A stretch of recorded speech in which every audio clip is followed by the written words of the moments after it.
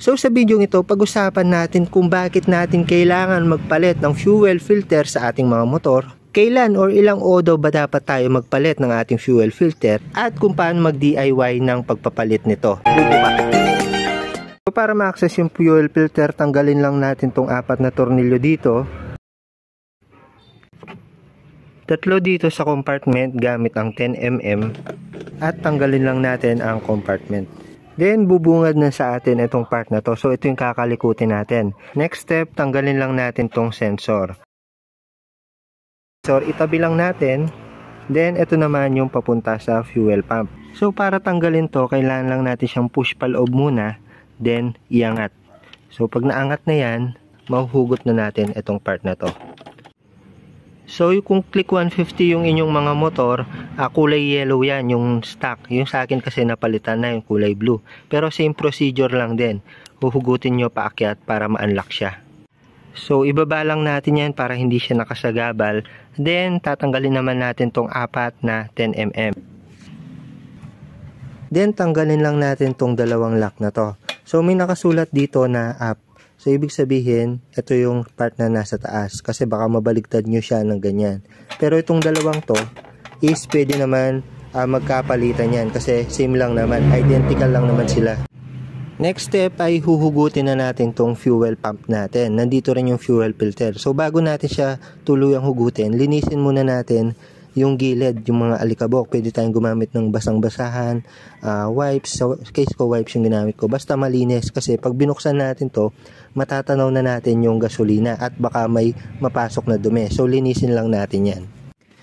So, kapag nalinis na, huhugutin na natin tong fuel pump natin. So, ito na yung pinakamahirap na part kasi medyo mahirap tansyahin kung saan siya lalabas.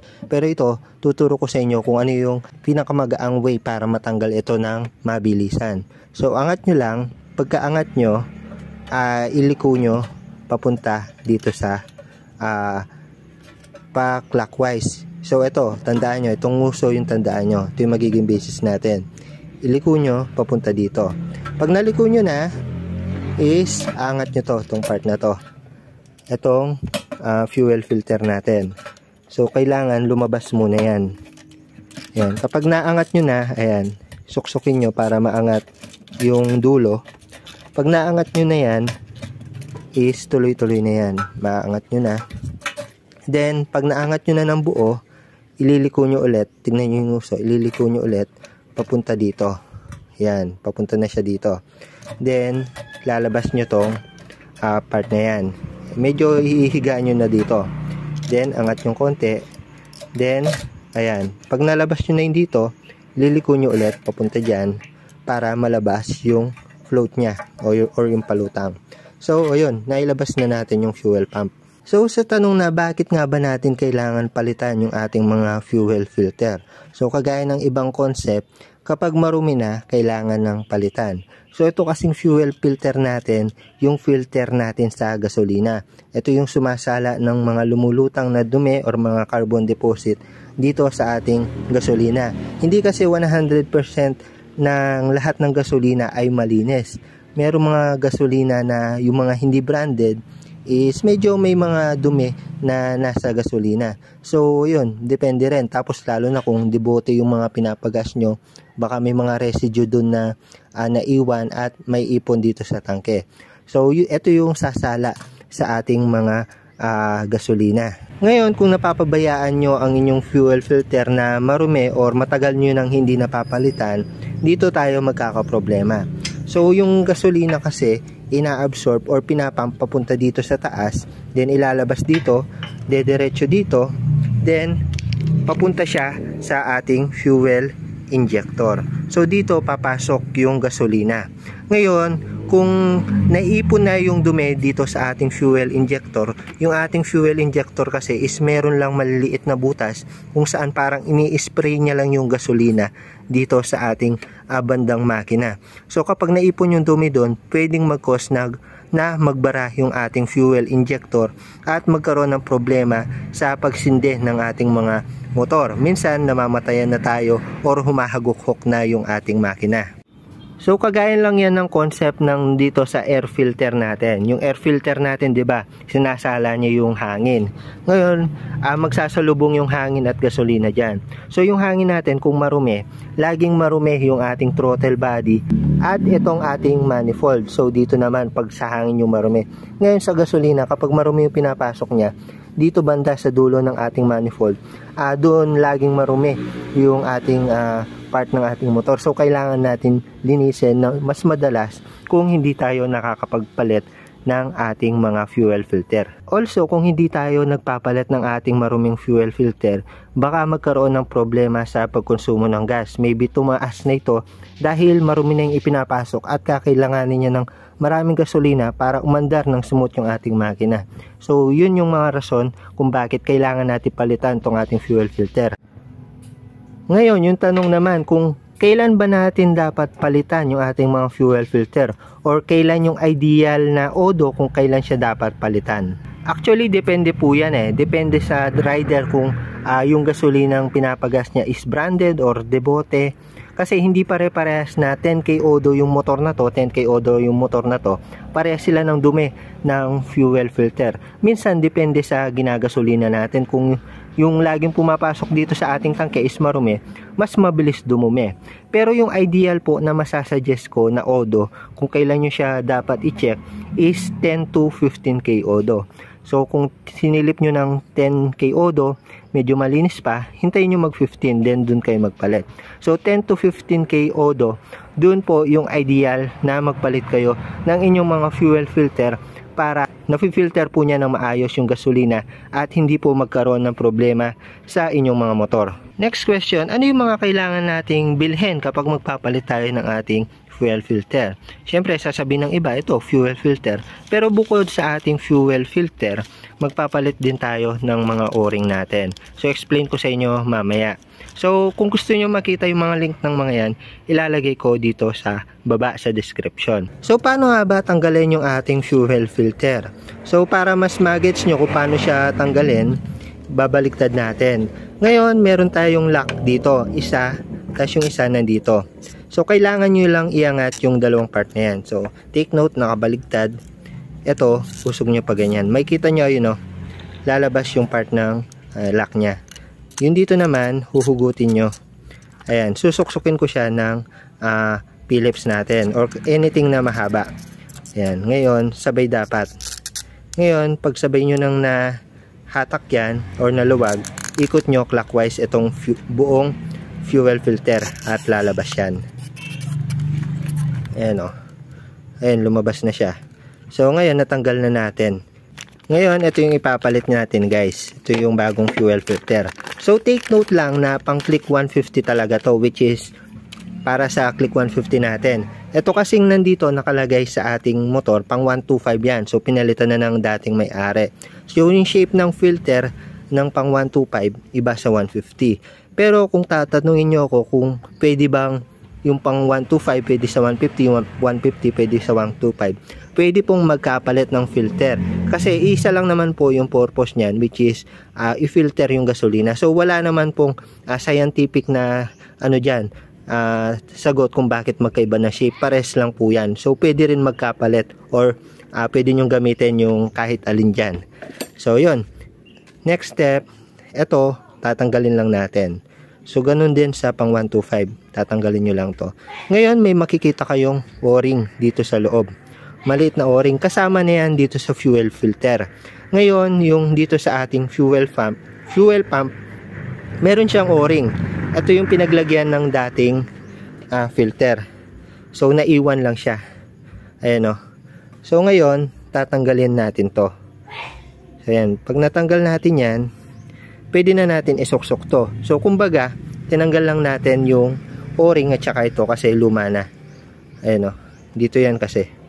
So ayan, papalitan na rin natin ang buo kasi meron na rin ito. So para mas mag-gets nyo pa yung concept kung paano niya sinasala yung gasolina natin, kung makikita nyo may butas dyan. So bago pumasok yung gasolina dyan, dadaan muna siya dito sa ating air filter. So pag dumaan na dyan yung gasolina, sisip-sipin niya, dito pa lang papasok or lalabas yung gasolina. Ayan o. Ayun. So, ganun yung concept kung paano napipilter yung gasolina natin. Pipilterin nyo yung gas, papasok dito, ayan sa loob, ayun. So bago pumasok yan, na-filter na yung gasolina. So malinis na yung gas na papasok. Also, wag nyo nang hintayin na maging ganito kaitim yung inyong mga gas filter. So dapat medyo malinis pa bago nyo palitan. Ito kasi sobrang dumi na, hindi ko lang namalayan. So ito, compare natin yung bago tsaka yung luma, sobrang layo. So ganyan yung napipilter dito sa ating fuel filter. So sa paglalagay naman ng bago, ganun din yung concept. So ito yung o-ring, wag niyo nang tanggalin na, nakalagay na yan sa fuel filter natin. So ganito yung posisyon. Then ito, papasok lang natin dito kasama ng o-ring. Ayan, pasok lang natin diyan. Ngayon, tansyahin niyo lang to. Kailangan kasi ilalak niya to, papasok doon. So usog lang natin ng konti kasi iikot pa natin yan. So ipasok lang natin. Then pag na-shoot na, ikot naman natin siya. So ganito yung ikot niya kung natayo. Ayan, ikot natin. Pag narinig nyo yung may tumunog na, ayun, nag-lock na yung dalawa. So yung orientation dapat, itong pahabang to, naka-align dyan yung fuel filter natin. Kahit kung pang click 125 yung binili nyo, nakapaganyan yan. Kasi baka magkamali kayo, magganyan yung pagkalagay nyo. Ganyan yan. So goods na tayo dito sa ating filter na palitan na. Ngayon, punta naman tayo dito sa isa nating binili. Ito naman yung set ng o-ring. So ito, kailangan natin palitan. Kasi yung lumang o-ring natin, ayan, ito kasi yung o-ring or yung goma dito sa taas, ito yung papalitan natin. Ito naman yung o-ring na nandito.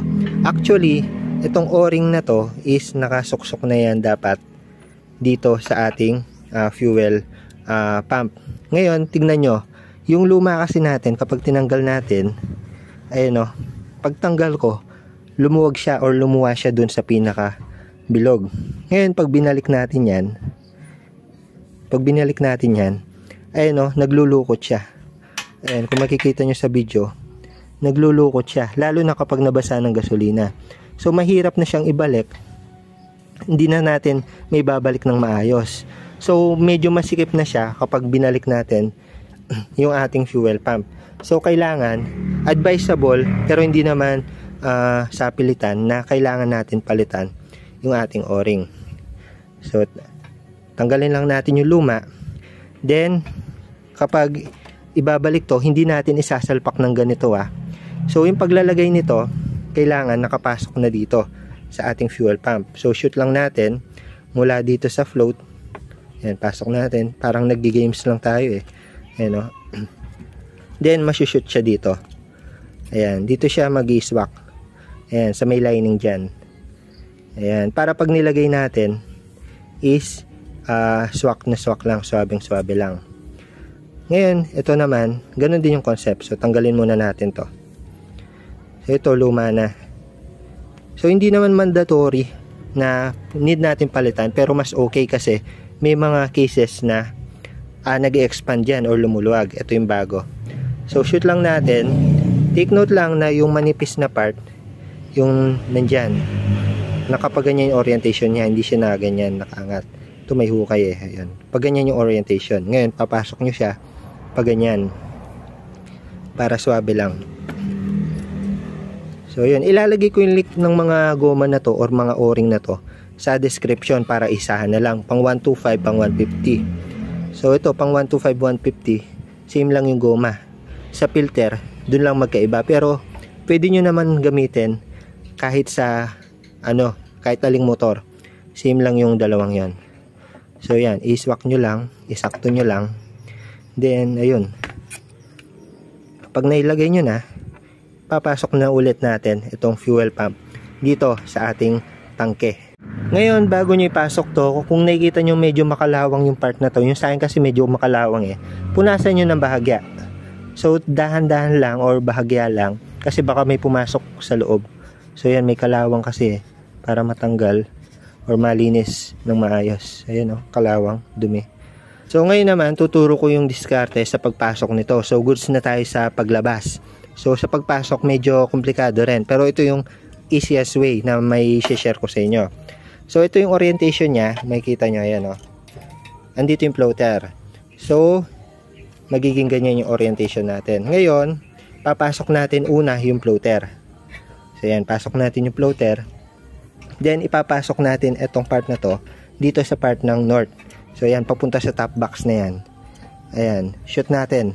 Pag na-shoot natin yan, eto, ilukot natin etong ating fuel filter. Lukot natin yan. Ngayon, pag pinasok natin yan, dahan-dahanin lang natin. Ito, ayun yung matitira. Ayun yung orientation na, tandaan nyo. Ito rin yung sa pump. Ayun yung uso niya. Ayan, pag na-shoot na natin guys, ayan, pasok na. Napakadali lang. Ngayon, yung orientation nito, nakaturo yan dito. Siyempre. Tapos, check nyo, baka natanggal yung mga o-ring nyo. Dapat buo pa rin yan. Nakalagay pa rin. Para pag nilagay nyo ganyan, pinasok nyo dito, ayan, tulak nyo lang ng konti, swak lang siya. Then, pagkatapos, balik lang ulit natin yung mga lock nya, tsaka yung mga tornilyo nya. Tapos, balik lang din natin ulit itong sensor natin, at itong hose papunta sa ating injector. So, ito, pasok nyo lang. Ganito rin sa 125, pasok nyo lang, dapat lumagpas muna siya dito sa may nakausli. Ayan, hindi pa dyan, pasok pa natin, then pindutin natin to. So sa ganung paraan, malalak siya, hindi na natin siya mahugot. So yun lang, ganun lang kadali magpalit ng fuel filter. So sa simpleng maintenance natin, pwedeng makatipid tayo ng gasolina at mabawasan yung maintenance na pwedeng mangyari sa ating makina. So ayun lang para sa video na ito. The more you click, the more you know. Palit fuel filter. Bye bye.